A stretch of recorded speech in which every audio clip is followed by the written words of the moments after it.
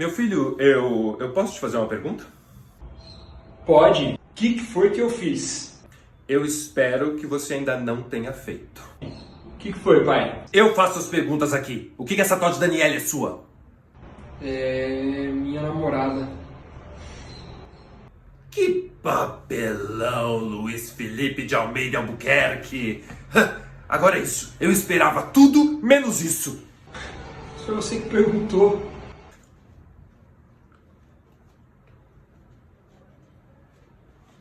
Mas pai. Você votou no Bolsonaro, meu filho?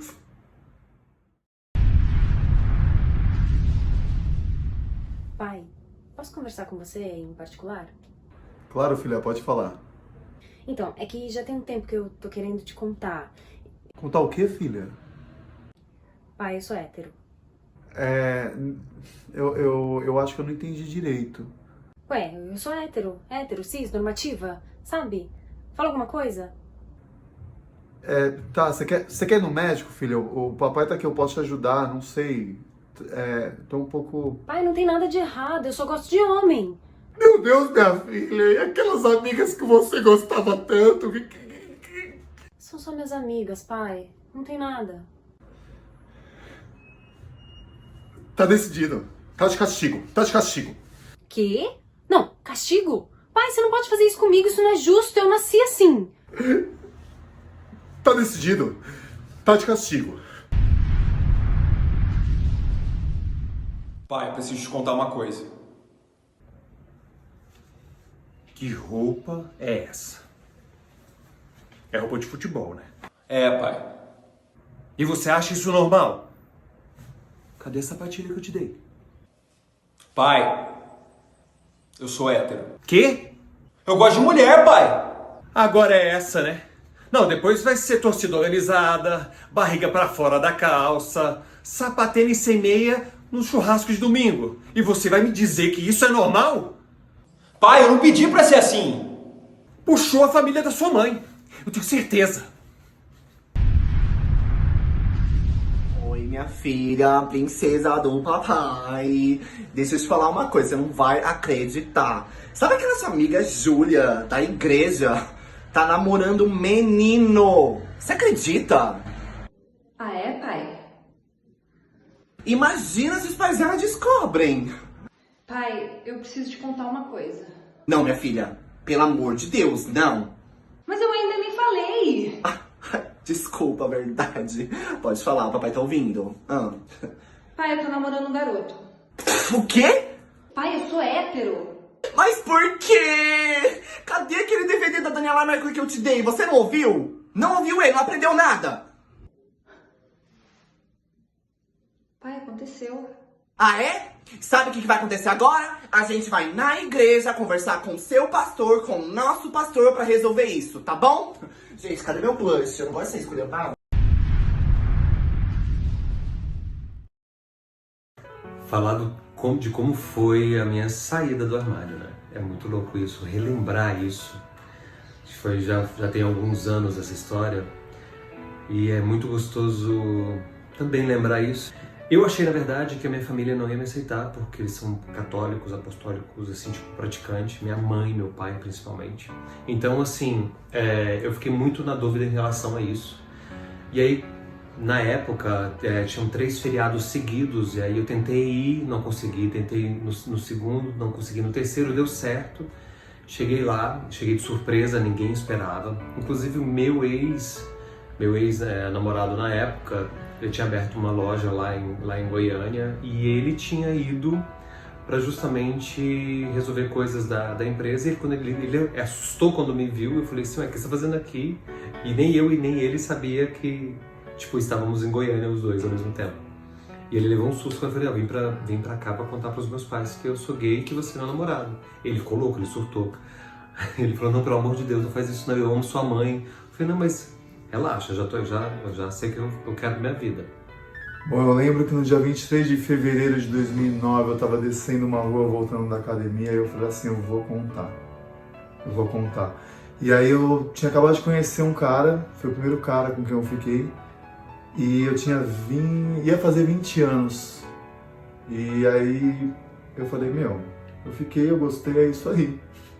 Sou eu.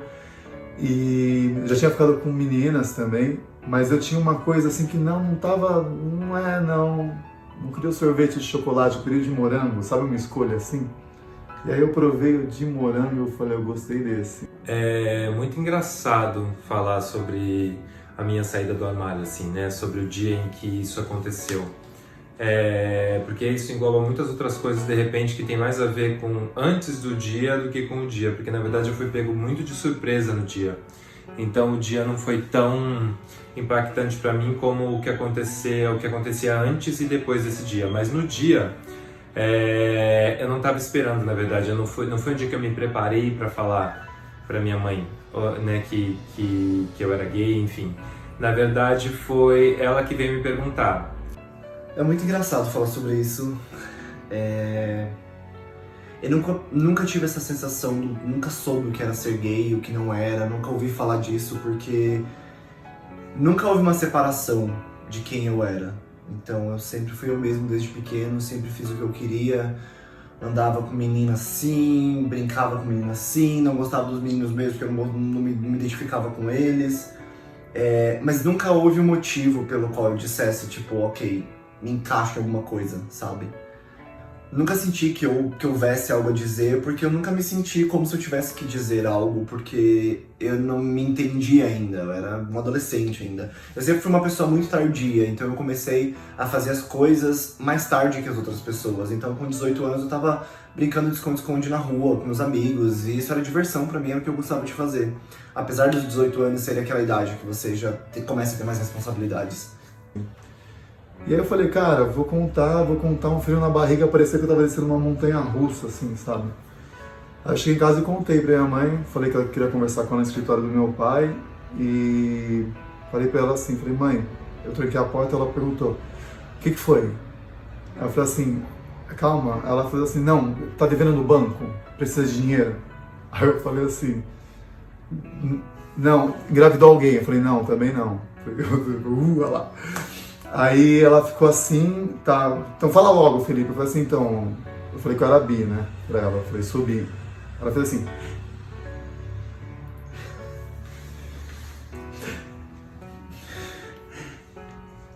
Eu vou tomar café, depois a gente conversa, tá? E saiu correndo, abriu a porta e saiu. Aí eu fiquei assim, eu fui lá na cozinha, ela tava tomando um café assim, meio que assustada, conversando com uma amiga nossa. Eu saí pra contar pro meu pai, ela não queria que eu contasse. Eu falei assim, não, eu vou contar, meu. Sou eu, mano. Sou eu. Porque desde a minha adolescência, enfim, eu namorava com uma menina há um tempo e de repente, depois que esse namoro terminou, eu comecei a andar com um menino e aí esse menino sempre ia lá em casa e aí começa aquela coisa, aquele menino do amigo, que na verdade não era mais amigo, né? Que acabou que na história ele era meu primeiro namoradinho. E aí o que acontece é que foi criando meio que uma dúvida e uma pulga atrás da orelha lá em casa, com a minha família. E aí num dia eu tava na minha casa, não tava esperando de verdade, minha mãe olhou pra minha cara e perguntou assim, vem cá, o que o fulano é seu? E eu titubeei muito pouco, assim, na hora eu não sei o que aconteceu, mas eu tive um impulso muito, um reflexo muito rápido e até corajoso demais, que a minha resposta foi namorado. Eu ainda não me entendia como pessoa, ainda não me entendia como ser humano, como homem ainda, então eu não tinha como reforçar nada em mim ou em alguém, enfim. Eu fiquei com o primeiro menino quando eu tinha 18 anos e a gente começou a namorar logo em seguida. A gente namorou por mais ou menos um mês e terminamos o namoro. Foi aquele primeiro namorinho, aquela brincadeira que você tava, sei lá, tô conhecendo, tô curtindo. E quando eu fiquei com ele e conheci os outros meninos gays, eu senti que eu pertencia a alguma coisa. Então ali eu descobri que eu era gay. E o que era ser gay. Porque eu conhecia pessoas que eram iguais a mim. E aí eu comecei a entender o porquê durante a minha vida inteira eu sempre ouvi viadinho, bichinha, porque eu sempre fui uma criança muito viada. Eu andava rebolando. Não era exatamente feminino, eu era muito delicado, sempre fui muito delicado. E eu comecei a entender o que era isso.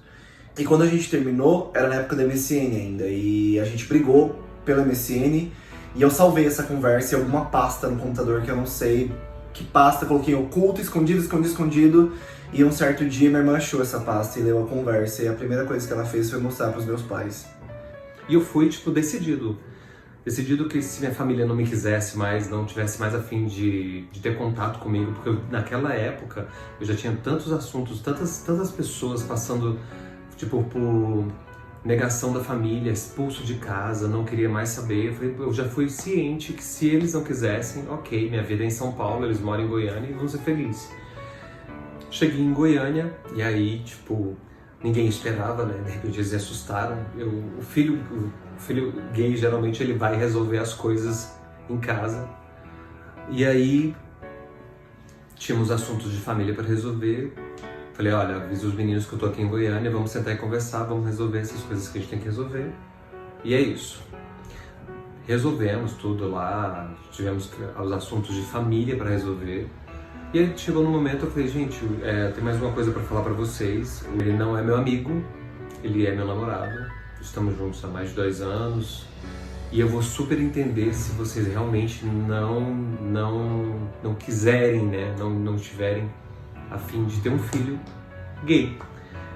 E aí foi muito engraçado que a reação da minha mãe, ela olhou para os meus irmãos assim pro lado, porque a gente estava numa roda, ela olhou para um lado, olhou para o outro, levantou e falou assim: filho, em primeiro lugar, o que você faz entre 4 paredes, ninguém, sabe que ninguém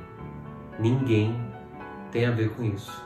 Cheguei lá no quarto do meu pai, falei pra ele, pai, eu te contar uma coisa, tal, eu gosto de menino. E ele olhou pra mim assim e fez tipo... Eu falei assim, então é isso. Aí ele falou assim, eu não vou te impedir de fazer nada que te faça feliz. Eu fiz tipo... sei lá, tava esperando uma agressão física, alguma coisa assim, que eu tava preparado. Eu cresci num mundo machista. E aí eu fiquei, foi estranho, eu tinha medo dos meus pais. E aí eu vi que não, peraí, tava estranho. Aí eu pedi um abraço pra ele me deu um abraço, saí andando. Aí eu fui contar pra minha irmã mais velha, depois, mais à noite, eu falei pra ela, eu tava jogando no computador, ela falou assim, problema seu, meu. E continua jogando. Porque falou, por que falou nasceu? Eu falei, namorado. Ela ficou muito assustada, ela deu 3 passos pra trás, assim, ela fez uma cara que eu achei que ela ia voar em cima de mim. Naquele momento passa tudo pela sua cabeça, porque você não sabe exatamente o que vai acontecer, como ela vai reagir, se ela vai te virar um tapa, se ela vai chorar, se ela vai desmaiar, se ela vai... Ela pegou umas roupas que ela tava na mão, foi pra cozinha e falou que ia lavar roupa. E não continuou o assunto. Eu fui atrás dela depois disso e ela colocou a mão assim, como quem diz não venha. A gente se fala depois.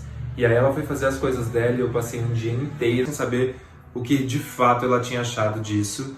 Então foi depois disso, o dia ficou angustiante pra mim. Foi um dia que virou aquela coisa, aquele aperto no peito, aquela angústia de querer saber o que ela tinha pensado sobre isso e como que ela ia reagir comigo, né? O que ia acontecer comigo? Eu ia apanhar, eu ia ficar de castigo, eu ia, sei lá, né? Eu tinha 17 anos, eu acho.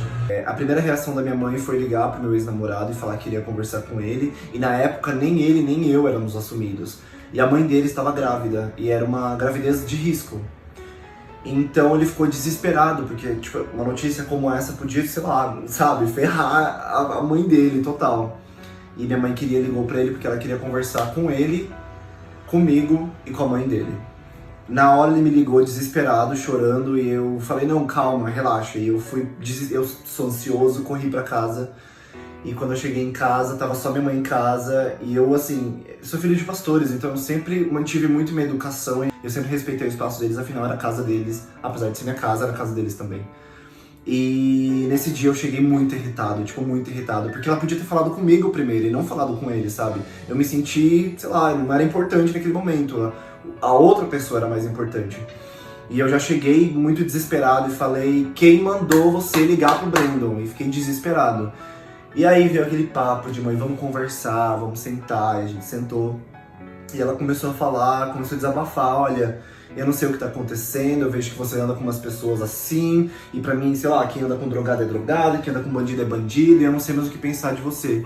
E nisso minha cabeça foi tão enchendo que eu parei e falei assim, ok mãe, será que eu ouvi da minha boca? Então tá bom, eu sou gay, pronto. Então eu não sabia o que ele ia fazer comigo, então, sei lá, não tinha nem 18 anos ainda quando isso aconteceu, então foi um momento em que eu fiquei mais apreensivo, foi nesse tempo.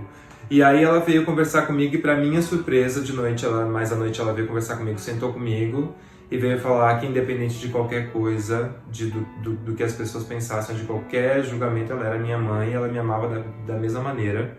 E que a única frase que ela disse na época, que eu entendo ela um pouco depois que isso aconteceu, ela fala: o problema não sou eu, o problema não é você ser gay ou como eu vou te tratar, meu medo é como o mundo vai te tratar, como a sociedade vai te tratar.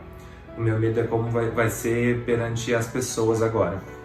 E eu lembro que dali foi um alívio, porque eu falei: se ela disse isso pra mim, com o mundo eu me viro. A feição dela mudou na hora, ela ficou calada, desesperada, olhou pra minha cara e falou: não, você não é gay. Eu falei: não, eu sou. E nisso já comecei a chorar, aquela coisa toda que a gente passa, que é a coisa mais normal do mundo. E aí eu levantei, fui lavar, meu rosto tava cheio de lágrimas.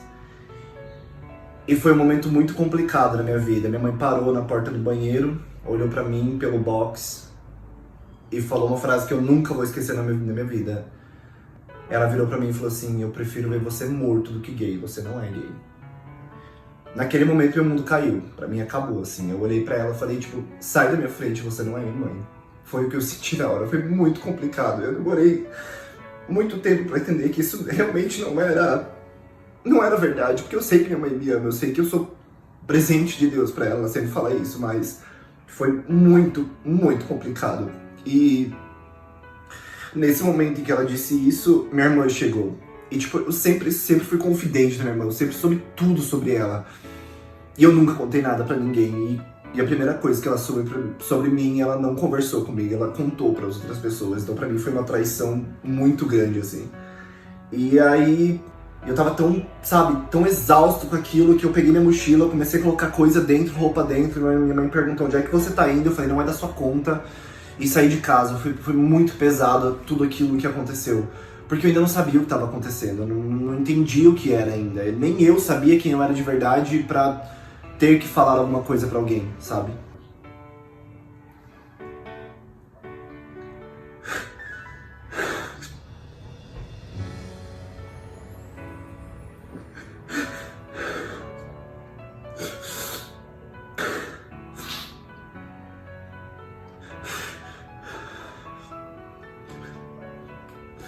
Mas apesar do discurso que eu escuto, tem muita gente boa comigo, sempre teve. Eu acho que isso se repetiu na minha vida, nem sempre na vida dos meus amigos.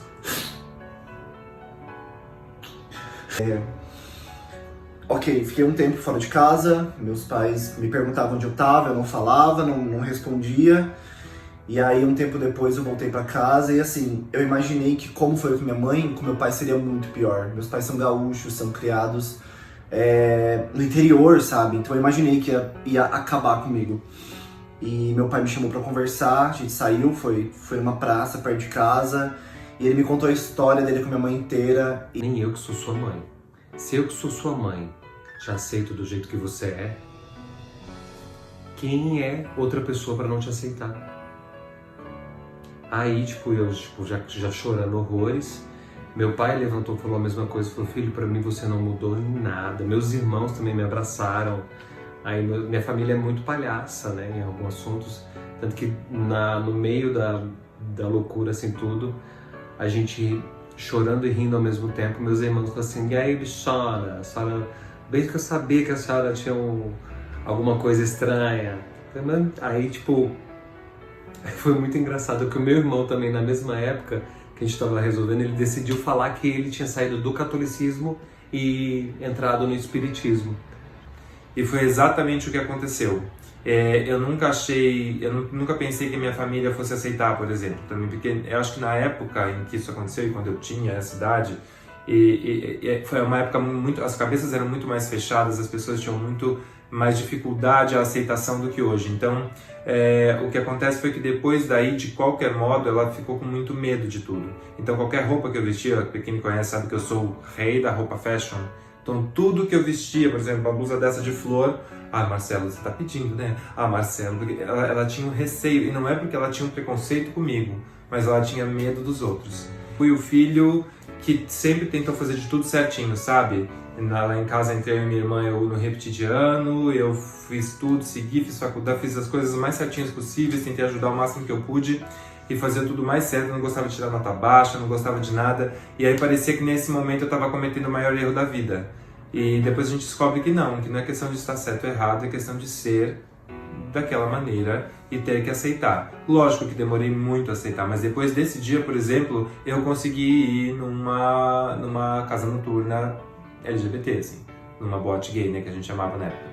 Só depois desse dia que eu consegui sair, que eu consegui entender que ter amigos gays, e eu andava com os meus amigos gays e me sentia bem com eles, antes parecia que era tudo errado. Aquilo era tudo errado, depois disso não era errado. Eu tive muitas, na família, assim, roupas que eu vestia no final do ano, sabe, ocasião Natal, Réveillon, em que as pessoas olhavam pra minha roupa, me olhavam feio, me olhavam torto, mas eu segui firme no que eu acreditava, no que eu achava que era, e pra mim era só uma maneira de seguir em frente, sabe? Eu precisava seguir em frente, e eu acho que foi por isso que eu fui o único filho da família que saiu, fui morar longe de casa. E eu bato de frente. Quando alguém diz que eu sou gay, mas eu sou legal, nessas compensações eu me defendo, eu falo, não, peraí, você disse algo que não foi legal. Não, mas aí eu quis dizer, eu entendi a sua intenção, mas tá errado. Sou tão legal quanto você. E finalizou dizendo que não importava o que acontecesse, ele poderia não entender, poderia não aceitar, e não era obrigação dele aceitar, mas que ele me amava independente de qualquer coisa e que nada ia mudar. E que é uma coisa que ele falou e ele sempre repete até hoje, que eu e minha irmã somos os presentes que Deus deu pra eles. Então, hoje eu entendo toda a história, são coisas que não me machucam mais. Mas sair do armário pra mim foi bem estranho, porque realmente eu ainda não sabia o que estava acontecendo comigo. Mas a gente tem uma relação muito boa hoje, meus pais, a gente conversa sempre, meus pais são maravilhosos, eles não moram aqui perto de mim, inclusive morro de saudade dos meus pais. Vou vê-los no final do ano, se Deus quiser, logo que essa pandemia acabar. Inclusive, hoje em dia, se for falar de mãe, da minha mãe, né, da pessoa que eu sempre achei que era a pessoa que mais me importava contar isso, ela é a pessoa que mais me ajuda na vida, que apoia a minha carreira. Eu sou artista, né? Eu sou ator, a pessoa que mais me apoia, que sempre faz questão de me assistir, de dar a opinião dela, de criticar positivamente ou construtivamente para que eu sempre melhore. E, enfim, ela foi a pessoa e é a pessoa até hoje que mais me apoia, que eu amo do fundo do coração. Mãe, te amo. E depois do reboliço todo, a gente rindo, chorando ao mesmo tempo, né? Ela chegou em mim e falou assim: sabia que eu fiquei mais triste? Não foi saber que você é gay, e sim que seu irmão passou pouco para ser espírita. Mas a sensação que eu saí de lá, de Goiânia, vocês não têm noção. Eu tirei o mundo das minhas costas. Não parecia que eu não... foi o dia mais feliz da minha vida. Mesmo. Foi um dia assim, tipo, surreal. A gente não tem que ter medo das coisas, a gente tem que fazer as coisas por nós mesmos e seguir como a gente é. Porque eu acho que tudo que eu consegui na minha vida, e graças a Deus eu consegui muita coisa, foi sendo exatamente quem eu sou, sem esconder, sem tirar nem pôr a pessoa que eu sou. Então é muito difícil chegar no momento da vida em que eu chego de frente para uma câmera e falo assim, sou gay. É muito difícil, mas eu acho que foi baseado em tudo que eu fiz de bacana para mim mesmo. Eu tentei ser a melhor pessoa que eu podia ser para mim e para as pessoas que conviveram comigo e convivem até hoje. E que não existe um problema.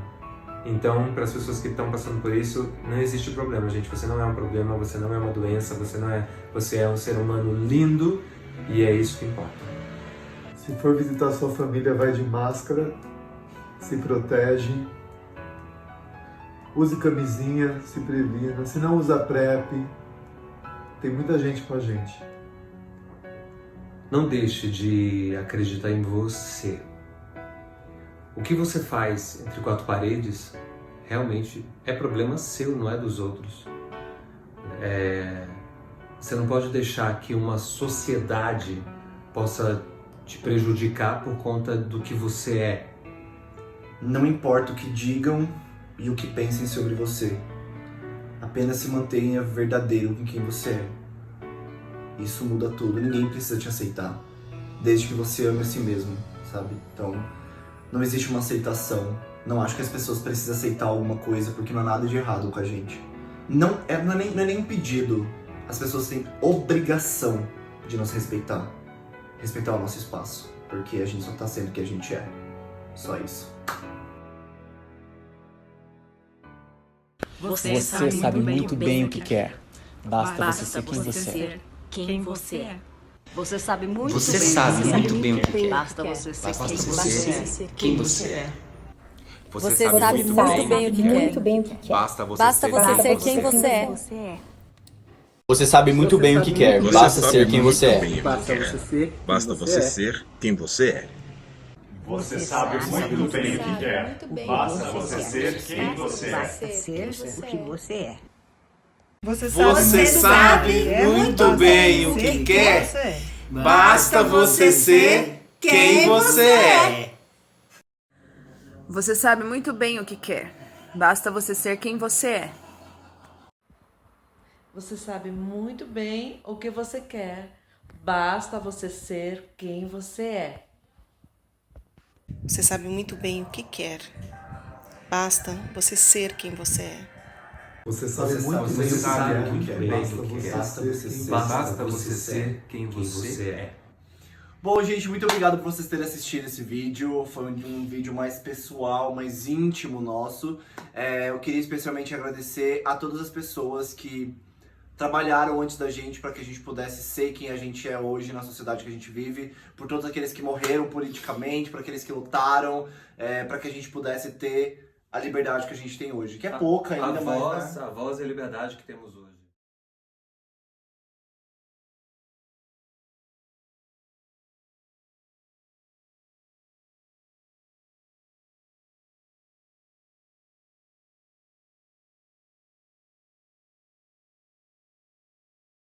Quarentena de 4.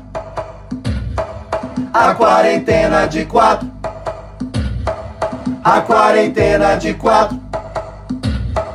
A quarentena de 4. A quarentena de 4.